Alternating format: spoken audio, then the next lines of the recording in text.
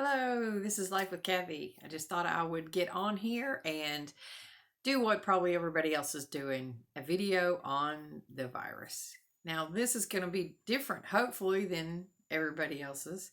Um, this is going to be how you can help the elderly. And I have some notes, so I am going to be looking down. My mother is 89, and I know firsthand it is extremely hard to get people. I'm cleaning my glasses, sorry. I forgot I was going to change my shirt, but hey, wait a minute. Let's just show you my shirt. Terror. It was a spooky house, I guess you'd call it. My daughter worked at, and they were raising money for breast cancer. I thought it was cute. Terror for tatas. But anyway, we digress. My mother's 89, and I know firsthand how difficult this is for the elderly. So I'm going to be giving you some little tips I have looked up online, but just let me tell you one thing. Most people don't think about their neighbors if they have someone that lives with them. Like I live with my mom, so of course, no one's called, no one's came to the door or anything. Now I have awesome neighbors. I walk the dog every day. We talk. They're good. They know she's okay. But it really kind of peeves me the people that we see other places, we won't mention specific place, but nobody's called. Nobody said, "Hey, how are you?" I mean, I know I put stuff on Facebook and they see that, but you would think you have nothing to do.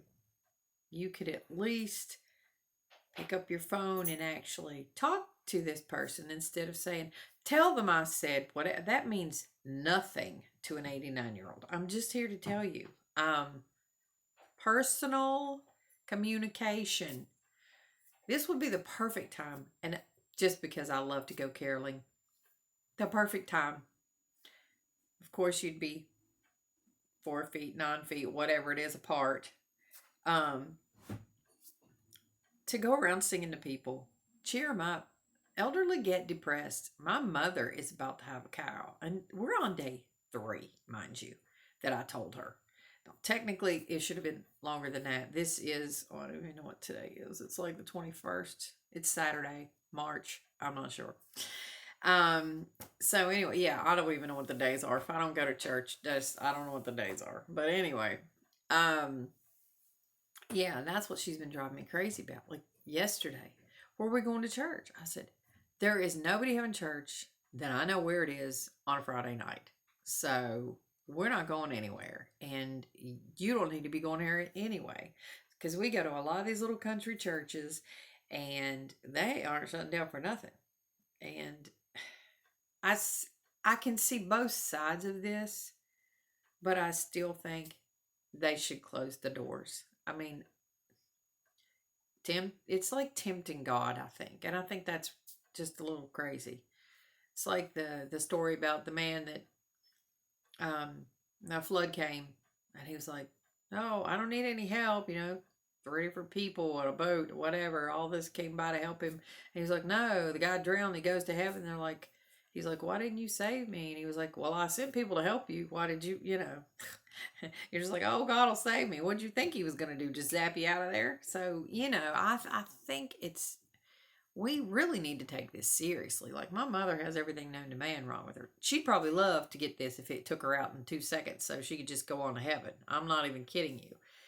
But I really need to go to the store. And I don't want to take her with me because then, like, if we would get out, she'd have to go to the bathroom. Um, because where we have to go to a Walmart is 45 minutes down the road. I mean, just a grocery store is like 15. But thinking round trip, you're in the store, you're in line, that is some time. And yeah, we can't be taking her out every day anyway. So this is not going to be fun. And so this is for caregivers like me too, maybe some hope. Um, just do your best. I pray a lot. please, Jesus, help me get through today, every day. But anyway, so if you're one of those people that want to know how to help, I've found some things online and I'll probably elaborate. But the first one, volunteer. It shouldn't be scary for you if you take the precautions that you need. Meals on Wheels never has enough people because I used to volunteer. I loved it. But some people are just, I'm in my own little world, taking care of my own little people, and that's all I can do. Now, there's a lot of people that can't. They don't have time. But then there's a lot of people, like some people my age, I'm 56. A lot of people my age are already retired. What are they doing? Sitting on their fanny. That's what they're doing. They're not out there volunteering. And even people younger than that. It's ridiculous. And I've seen it. It makes me mad. And some of these people are people I went to church with. Food banks. Volunteer at a food bank. I would love to have the time to do this stuff. One of these days I will. But right now, I can't leave my mom. But food banks need your help. They need donations. You donate anything that you can. Like, even if you don't want to take it off to the food bank, if you know your neighbor might need it, which that's coming in later here. Let's see. Oh yeah. Get on the phone. Call your neighbors if you don't want to go to their door. If you do go to their door, just make sure and, knock on the door and then step back a safe distance and then holler if you have to. Because I know my mom doesn't even use her hearing aid anymore because she kept telling me she needed a new battery. And no, she did not change the battery like 3 times a day. So finally she just kept hiding it and I just took it. I was like, whatever, I'll just talk louder. It's not worth it. But anyway, so see that your neighbors have what they need. Go visit, sing through the door, play your guitar. I have seen, I don't know how many people online playing piano and guitar and whatever, entertaining people through this. But you need to see what your neighbors need. Take care of your neighbors. That's who we're supposed to be taking care of. Let's see. Now this is just a statement. It says, isolation is the biggest danger besides the virus itself, says Ms. And I don't know if this is Chandler, C-H-A, no, it's L-O-N-E-R. Not exactly sure how to say that. A lot of this that I was reading was from overseas. It was like Britain or somewhere because it wasn't around here because there was a lot of people organizing a lot of stuff I saw in other places, and it's really cool. Anyway, isolation is the biggest danger besides the virus for the elderly. They're more likely to suffer from anxiety and depression due to loneliness. I see that in my mom. Even though I'm here with her, I keep telling people, that's not enough. She gets tired of me. She wants somebody to call her on the phone. She loves getting stuff in the mail, but the only time she ever got a card was Christmas and her birthday. The elderly really need special attention, and I have really learned that through the past year. I've been here just a few days over a year with my mom, and it's unbelievable the care that they really, really need because depression is a real thing. The University of Chicago sociologist Professor Kathleen Cagney says, think about organizing something. Even small changes like leaving a note under the door or in the mailbox. Isolation may... Sorry, I don't write very well. Here we go. Isolation may prompt unhealthy changes in behavior. Those who feel lonely may smoke or drink more often, and they may feel disengaged from their daily routine and forget to turn off the stove or something. And that would be the worst. I know my mom, sometimes when she gets all frustrated, she'll leave the water on. And thank goodness I run around the house a lot and I find the water on. She hasn't done that in a while, but still, it's crazy. CNN, oh yeah, this was cool. This is like the whole neighborhood, what it looked like, was singing happy birthday to this person. And that was so sweet. And they had letters on their little happy birthday, whoever it was. I was like, "They'll see, that's really cool." The younger generation really needs to step up because they're the ones that aren't gonna get this as much. But anybody under 60, I would say, really needs to step up. Get away from the TV, get away from, like, I know me, for 2 days, constantly, I was going from Instagram to YouTube to Facebook. I mean, it was just constant watching stuff, watching stuff, watching stuff, reading and trying to figure out what was going on in my area and all of this crazy. Because I don't want to put the news on for my mom because that's depressing. So it's like Hallmark all the time. So I'm trying to learn this stuff with my phone, but it's just constant. And I was just like, I've got to lay that down. This is ridiculous. I need to do something. There's going to be a lot of obese people also with all this hoarding of the food. Holy cow.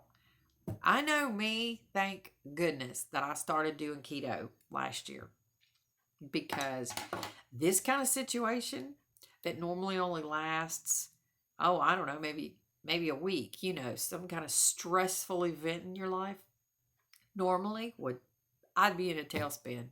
I would be wanting to cook and eat like all the time. So I'm so thankful because right now I've got my bone broth here and that's it.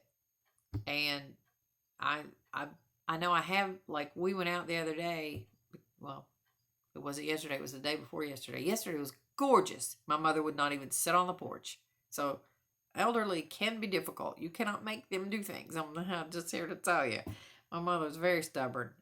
And I don't know, she just seemed to be kind of really out of it until about 5 o'clock. And I walked the dog and I came back and she's fully dressed. And she goes, "Thought you were taking me somewhere." Oh my Lord, are you kidding me? No, I didn't say anything about going anywhere today. I said, you need to go on the porch and sit and watch the kids ride four-wheelers and look at the birds and enjoy it because it was like 75 degrees outside. So anyway, today it's cold and I really want to make a trip to the store. I don't know how this is going to work. We'll just have to see because if I mention something to her, she's going to want to go out. But anyway, so we went through the drive-through at McDonald's and got her something to eat. She goes, "What are you getting?" I was like, "I am not getting anything. I can eat cheaper at home." Because I'm more carnivore than keto now. So I was like, "Hey, the meat's at home. No problem there." And then I went to the grocery store to grab some things because I was out of bacon. You cannot get out of bacon. I only have 1 pack of bacon left. I shouldn't have just bought 2, but I didn't want to be a hoarder. So anyway, then I was like, "Hey, you want to go through the Dairy Queen?" Because ice cream is my big thing. I love ice cream. So summer's coming. It's gonna be really hard to stay away. But anyway, so normally I would be like packing in the food. So I'm just glad I'm not. Thank you. I don't know what happened, but I'm just not doing that anymore, and that's a wonderful thing. But anyway, next thing. The Independent. I don't know if that's a newspaper or just a TV or an online thing. The government asked everyone under 70 years old to self isolate.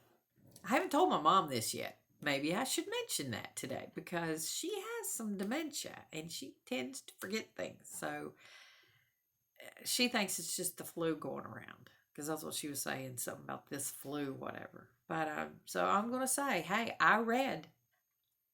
I said, the president said, that's what I'll say. The president said, everybody 70 and under, you should not come out of your house. Well, you can go sit on the porch, or I can take you for a car ride, but pretty much that's it. So we'll see about that one. Research done by the Campaign to End Loneliness. Now, that's an interesting campaign.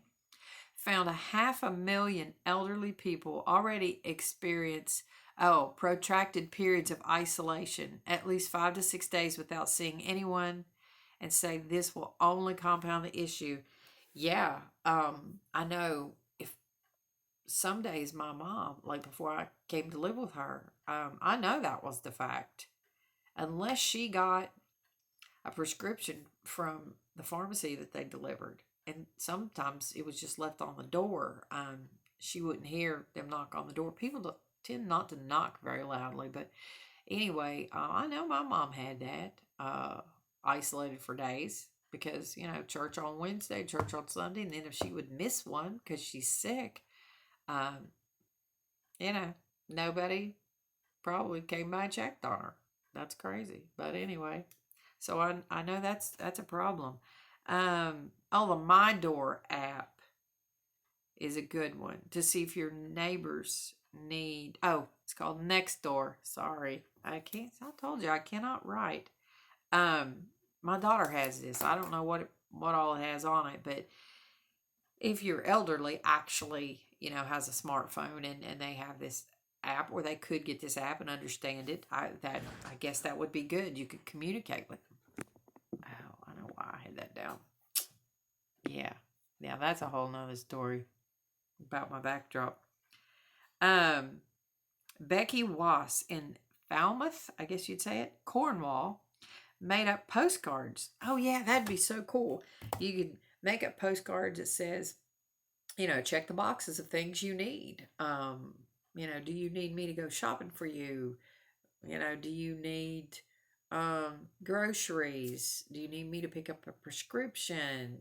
Stuff like that. And you could have, like, if you have kids, have them decorate the back of them, instead of actually having them printed up, just make some out of cardstock. That would be so cool. Kids would love. That's something that you could have your young people doing.